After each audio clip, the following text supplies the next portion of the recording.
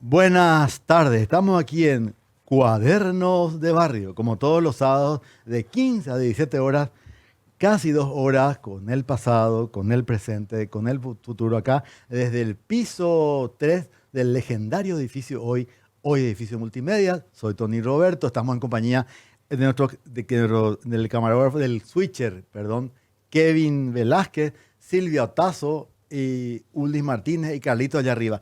Hay toda una, como hacemos radio y televisión, acá hay un conglomerado de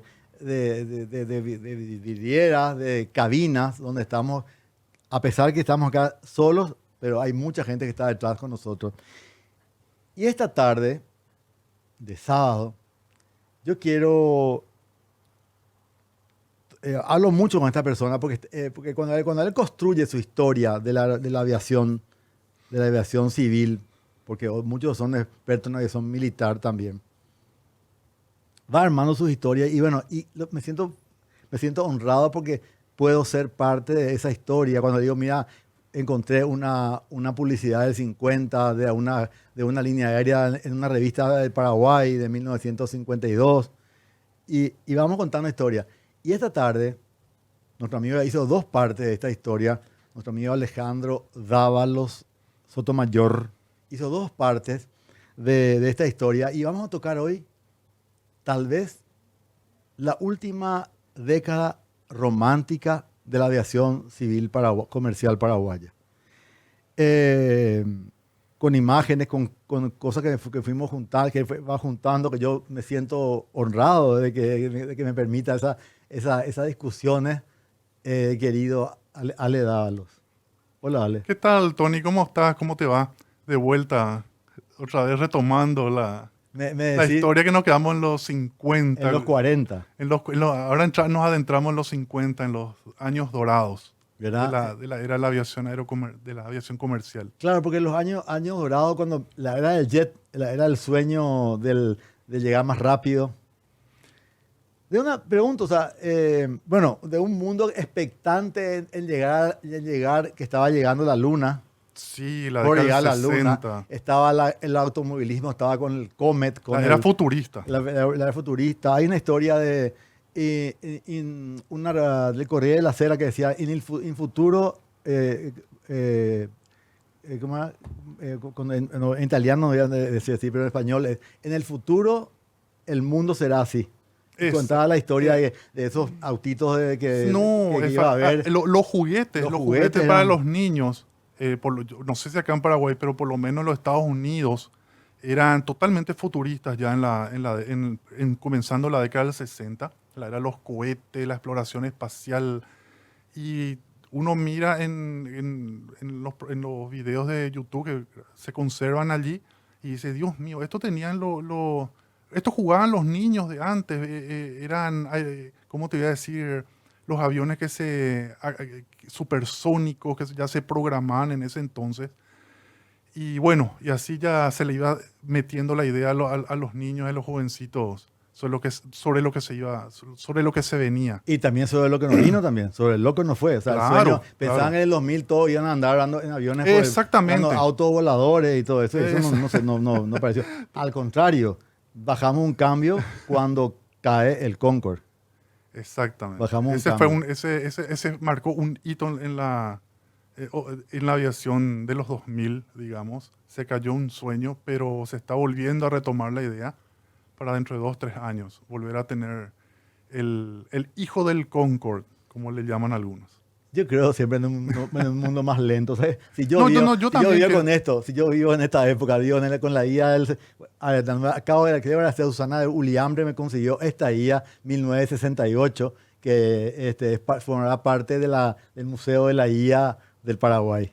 si yo pudiese volver a esas décadas, conocer esas décadas así como lo pintaron, no la parte política y la inestabilidad que caracterizó, sino otras partes de la década, yo volvería, yo retrocedería, digamos, no me quedaría con esta, precisamente. Bueno, la era romántica y más rápida empieza con el DC-4.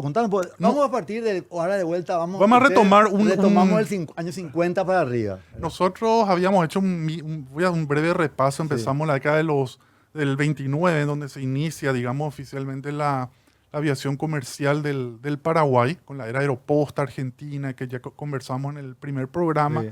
Pasa a la década del 30, donde se inicia la década de los primeros vuelos de la Pan American, a partir de 1937. Entramos en la década del 40, cuando bueno, se vienen una serie de detalles. Empiezan ya a la famosa Paner do Brasil, los vuelos terrestres. Hay que acordarse que existían también los vuelos con hidroaviones. Y bueno, así transcurre la década del 40. Tiene un número muy limitado de empresas aéreas pero bueno, como todo país va surgiendo y creciendo en eso, ¿verdad? A partir de la década del 50 es donde viene la era dorada, el glamour, pero también implicaba riesgos con los tipos de aeronaves. Hay una, en una, Silvia tiene, ahí le mandé a Silvia de vuelta, el número 6, le mandé la inauguración del Comet de Aerolínea Argentina. Eso es clave en el Paraguay en la modernidad. Sí. En la modernidad.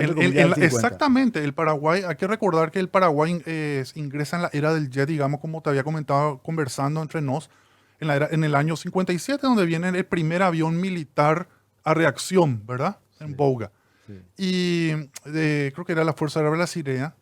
Y bueno, esa fue la conmoción de la llegada pero la aviación propiamente dicha comercial del Paraguay se inicia en el año 59, a fines ya de los 50, con el arribo a comienzos del 59, con la presentación o la familiarización, el vuelo de familiarización, como le decían en ese entonces, con el arribo de Havilland Comet 4 de fabricación británica al Paraguay, de la mano de Aerolíneas Argentinas. Claro, y sería más o menos el DC-6 en el 150 que empieza. ¿Cuándo empieza el tema? Bueno, Pluna empieza con no, realmente el tema de aviación, el turbohélice, que digamos que es como un mini jet, empiezan ya a partir del 58 con la introducción de otra aeronave británica. Fue el primer turbohélice del mundo para comercialmente vuelos regulares, el Vickers Viscount británico, ¿verdad? Que tenía previa Pluna, ¿verdad? Pluna fue la pionera en traer en la región las primeras aeronaves turbohélice. Lo introdujo al Paraguay en su ruta y duró bastantes años operando. Aún en la entrada de la era del jet, Pluna siguió porque él era muy conveniente, ¿verdad? Era un avioncito muy conveniente para las rutas y era muy rentable.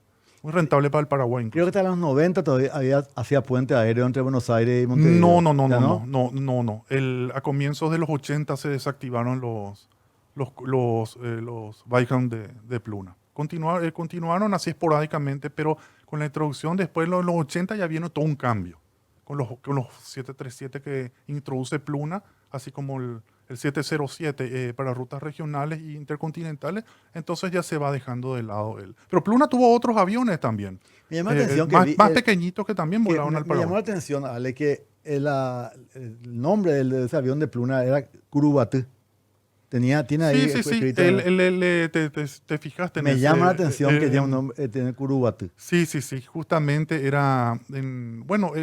hay un homenaje que también se rindió Pluna en cierto momento de su historia. Duró poco ese nombre, pero tuvo, así como también le puso nombre Clipper, un avión de Pan American se llamó Clipper General Artigas en su momento. Y bueno... Como Clipper General Artigas. Clipper General Artigas en el vuelo inaugural de un 747 SP, que era el jumbo cortito, enano, que hizo en su vuelo inaugural de Buenos Aires a Montevideo. Pan American puso, por ese motivo, digamos, Clipper General Artigas. Qué nombre, ¿verdad? Sí, ¿verdad? Totalmente, pero quedó para la historia. Muy particular. Así como el primer vuelo del avión, el Comet de Aerolíneas eran las Tres Marías. Las Tres Marías, si mal no recuerdo, el que vino a Paraguay en el vuelo de familiarización en abril del 59 fue Las Tres Marías. Y el que se accidentó en ese mismo año, lastimosamente, fue Lucero del Alba. El Vos sabés nombre de que, bautizo. así como me siento con la arquitectura, me siento en mi salsa, en mi lugar, en la arquitectura histórica, me siento igual con la aviación. Da gusto ponerse en esa época y ver lo que experimentaban los pasajeros de aquella época. Era todo, todo de extrema elegancia. Eso fue una peculiaridad a nivel mundial. Todo era Glamoroso. glamoroso, glamoroso. Pero así combinaba todo, ¿verdad? Lo riesgoso, lo glamoroso. Acuérdate que era la era de los aviones a pistón, a hélice, que era mucho lujo, mucho glamour, pero también tenía Mucho ruido mucho ruido adentro. No es que todo como pintan las películas de de los, Roma. Vos te de los vas y ahí, 50. todo ahí no hay ruido dentro de la cabina. No, era ensordecedor muchas veces. Y bueno, de así se inicia la década de los años dorados de la aviación comercial, que para la era aviones a hélice fue la década del 50 y para de la era del jet fue la década del 60. Después ya empieza la revolución del vuelo en masa que trajo el Jumbo, el 747, que hoy ya se está despidiendo de los cielos, y trajo todo un cambio, que ya es otra historia que va a manchar más adelante. Justamente cuando a veces voy buscando en las redes cosas raras, entre comillas, de la aviación, una publicidad, yo era boliviano el año 70, Ujú. 68, 70, Ujú. te digo, mira, y aún escribí en pantalla y te muestro, mira, Asunción está, se veía, ¿te acuerdas que te mandé esa imagen? Sí, me Y se mandaste. escribí en pantalla de Sí. yo ya era boliviano, Asunción, ahí arriba. Sí, sí, sí. A partir de los 70, tuvo 3 periodos tuvo Lloyd. Llega a Paraguay por primera vez a fines de los 50, se retira brevemente, se retira, no duró mucho la operación, retorna en los 70 y vuelve digamos, por un impasse que hubo con LAP. En ese entonces había de acuerdos bilaterales que se suspendió otra vez un tiempo y retomó en el 77 ya Yo me con callo a la hora, vos hablás íbamos a ir viendo todas las imágenes y vos hablás de, ¿cómo diríamos? Cronológicamente de la... Sí, sí, o sí. es imposible hablar, no No, sé. no, no. Vos tenés que saber, como acá discutimos con el amigo Tony, acá Sí, uno puede hablar de aviación y tocar cualquier tema si vos no tenés una idea de la cronológica. historia cronológica, de cómo transcurrieron los hechos puntuales, ¿verdad? Porque tampoco tardaríamos, yo por mí estoy un mes acá Sí, sí, conversando sin sí, ningún problema, sí, sí, ¿verdad? yo sé. Pero tocando los hechos puntuales de cada década, hay que conocer para poder entender de qué estamos hablando. Sí.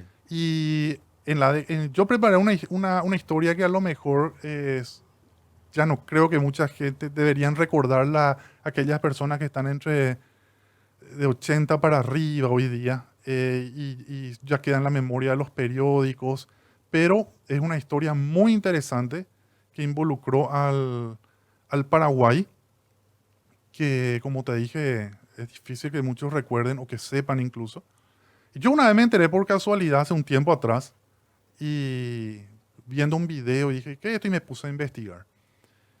Y como te decía, repasando a fines de los 40, con la creación ya de formalmente Aerolíneas Argentinas en el 49, tras la amalgama de empresas aéreas que se juntaron para crear aerolíneas en el 49, eh, la, la, una serie de compañías aéreas pretendieron crearse en el Paraguay entre el 49 y el 48, 49 y 50, aprovechando que Pan American se retiraba de Paraguay en el 48. Compañías aéreas de Estados Unidos que no lograron por algún motivo, por A o B motivo, tener éxito en la creación de una empresa paraguaya. Ya existía LAM, Línea de Transporte Nacional, a partir del 44, 45, nuestra única línea aérea propiamente paraguaya. En el 45 aerovías paraguayas no se pudo crear de la mano de TACA, Transporteros Centroamericanos, intervención, dicen, de la Pan American y otras cositas. En el 45 ocurre el primer accidente aéreo fatal de un avión militar extranjero, con gran pérdida de vidas humanas, que para aquella época era mucho. Era un avión de un C-47 Skytrain de la Fuerza Aérea Estadounidense, que había partido de Asunción con destino a Montevideo y desapareció inexplicablemente a la altura de Corrientes. Bueno, en ese entonces se habían descubierto los restos que aparentemente voló muy bajo y algo sucedió. Bueno, en ese entonces perecieron alrededor de 14, 15 personas. Y fue en el 45. Ese fue algo que muy pocos o casi nadie... Ya creo sabes, que, cuando acá los mensajes ya es que a qué quieren que te refieras, ¿verdad? ¿Sabes bien? ¿Qué tema puede ser del momento de la aviación? ¿Qué tema? El tema de la TAM. Todo el mundo está... no, no, no, no, no, no. no Yo no vamos, voy no a... vamos a hablar de No voy a tocar ningún tema que haga referencia al vuelo de LA 1325. Sí. Nada más voy a Nada que sea hacer... amarillista. No voy a hacer Muy bien. referencia Me ni parece muy comentario bien. alguno con respecto a eso. Tengo amigos pilotos, amigos en la línea aérea. Trabajé desde muy joven en el transporte aéreo comercial, así que yo entiendo ese tema. Pasé por momentos de turbulencia sobre Manaos, me acuerdo, mi primera experiencia en un 777, que se sacudió violentamente. Bueno, no llegó al nivel del el 1325, pero bueno. Lo que sí puedo decir que los aviones hoy en día, subirte a un Airbus, a un Boeing 737, A320, 787, A350, lo que quieras, no es subirte a una Pandorga Claro. que vuela al viento. Eso de entrada. Hay gente que por lo visto todavía cree que estos aviones son Pandorga. No. Dos cositas. El cono de nariz, que mucha gente se destrozó y qué sé yo. El cono de nariz está hecho de un material ligero, digamos en cierta forma resistente para soportar las presiones aerodinámicas, pero no está hecho del mismo material que el resto del fuselaje. ¿Por qué? Para que puedan pasar fácilmente las ondas del radar meteorológico. Así que un ave a gran velocidad lo puede perforar fácilmente o una granizada lo puede... Hubieron decenas de casos similares al LA 1325 y con sus respectivas imágenes, así que uno puede comprobar si googlea en las páginas pertinentes de que eso... Obviamente el granizo va a achatar, pero todo está absolutamente preparado y calculado y estudiado a fondo por la Boeing, por la Airbus, Embraer, lo que quieras. Inclusive se le bombardea se le bombardea con pollos congelados de hasta 4 kilos o más violentamente al fuselaje y a los motores para ver su capacidad de resistencia. Están hechos de titanio, material liviano y sumamente resistente, entre otras características del avión. Así que todo lo que tenía más o menos que figurar roto o golpeado o coso, está previamente Entonces, calculado por los ingenieros aeronáuticos a los que yo les aplaudo. Yo quise ser ingeniero aeronáutico, te cuento, adoro la construcción de los aviones. entonces la pregunta es, ¿en qué momento se vuelve más segura la aviación civil comercial? Bueno, vamos a empezar con la aviación. La aviación pasa por una serie de etapas y es el medio de transporte que más rápido evoluciona en la historia del transporte, digamos. Hace poco cumplió más de 100 años, imagínate. Y todo lo que ya vamos al espacio, hay aerolíneas que ya planean vuelos espaciales, imagínate, llevar pasajeros al espacio. Bueno, los vuelos ya estamos entrando lentamente en la era de los aviones eléctricos, a combustión de hidrógeno.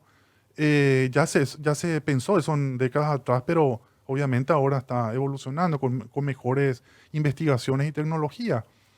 Yo te voy a contar una anécdota que a lo mejor acá ocurrió en Asunción y fue, digamos, en cierto caso similar y hasta peor, diría, que el 1320, que el LA 1325. Sí, más la TAM, de la TAM. No voy a, no bueno, voy a, no, no voy a hacer ningún tipo. LSH25. No, el LA 1325 es el código de IATA de la compañía aérea, Sí. del grupo, y el 1325 el número de vuelo que corresponde en la ruta Santiago-Asunción. Sí. Bueno, en la década del 80 acá ocurrió un incidente que la prensa no sé si cubrió o no, porque no encontré registro. Esto figura en un libro en España, y me lo contó un ex tripulante de Iberia. En una aproximación final al aeropuerto, en ese entonces, la década del 80, tenía todavía el antiguo nombre, un McDonnell Douglas DC-1030 que provenía de Montevideo a Asunción. Hay que acordarse que Iberia fue una compañía aérea con los DC-10, unió varias ciudades de la región, y Asunción, Madrid. Bueno, y tuvimos también destino Santiago-Compostela de Asunción, con DC-10. Bueno, era un DC-10 que se aproximaba desde Montevideo a la pista 02, cuando eso, Y el tiempo empieza, estaba todo muy lindo, el vuelo transcurrió sin inconveniente y empieza el vuelo a la altura, ya en la aproximación final, descomponerse violentamente. Todo se ennegreció, empieza la lluvia torrencial, una tempestad, empiezan los vientos huracanados. Entonces, ¿qué le pasa a este DC-10? Encuentra un fenómeno que en la aviación es de terror. Que para los pilotos, para los aviones, los derribaaviones se llamaban en su época. Ahora mejoró muchísimo con la Tecnología. encuentra un wind shear, una microráfaga explosiva. Y estaba a muy baja altura ya el avión, ya estaba prácticamente llegando a la zona de la autopista, digamos, un poquito a cierta altura. Y el avión empieza a perder altura, y velocidad y el piloto y empieza a sacudirse violentamente y todo vuela, obviamente griteríos de aquí para allá.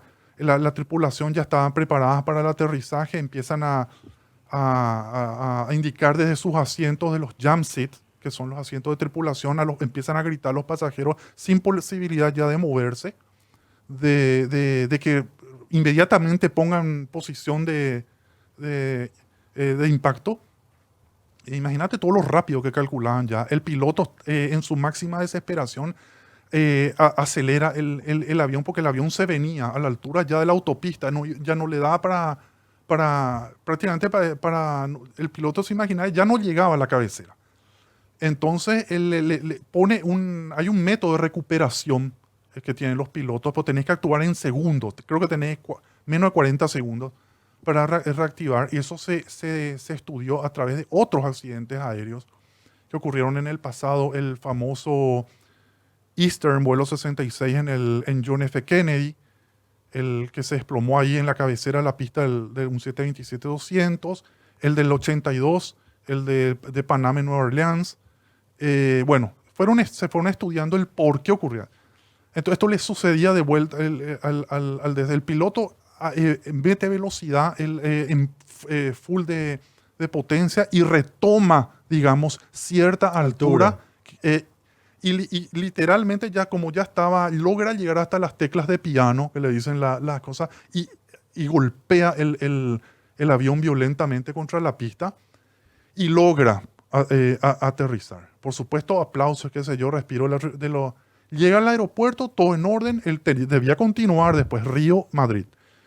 Él llega normalmente a La Manga, desembarcan los pasajeros con alivio, se preparan para continuar, pero el comandante hace un recorrido. No ve nada, no ve ningún daño, no ve aparentemente ni un daño al avión. La fuerza G fue el toque fue increíble con el tren principal. Bueno, no ve nada, rajaduras, nada, y retoma el vuelo continuación a Río. En Río vuelven a hacer la inspección al DC-10, no encuentran absolutamente nada y continúan, dan el ok para el cruce transoceánico. Llega a Madrid, Barajas. Iberia tiene un área de La Muñoz, le llaman, donde hacen su centro de mantenimiento. Sacan el avión de servicio porque creo que continúa unas horas después. Aprovechan para hacer ese mantenimiento al avión, y con un aparato que ellos tienen de precisión, logran descubrir de que el motor de cola que tiene el famoso motor del medio que tanto llamaba la atención en el aeropuerto viejo, inclusive a mí, se logró desplazar unos milímetros. A raíz de porque no estaban sobre su eje, digamos, y ya era irrecuperable. Entonces, como no afectaba, digamos, peligrosamente la estructura ni nada, y continuó volando, se le hizo todos los mantenimientos.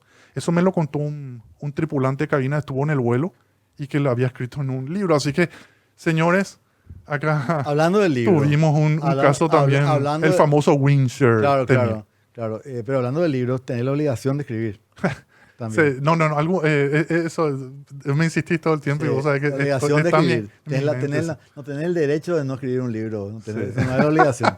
Bueno, yo preparé una historia que también tuvo su momento de turbulencia, un Douglas DC-4.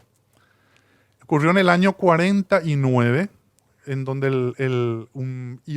te va a decir, "¿Y qué tiene que ver El Transocean. es de la Transocean Airlines, la Transocean. famosa Taloa. Sí. Bueno, esta historia la titulé personalmente, tiene varios títulos. Es La Odisea del Taloa Guam, rumbo a Paraguay.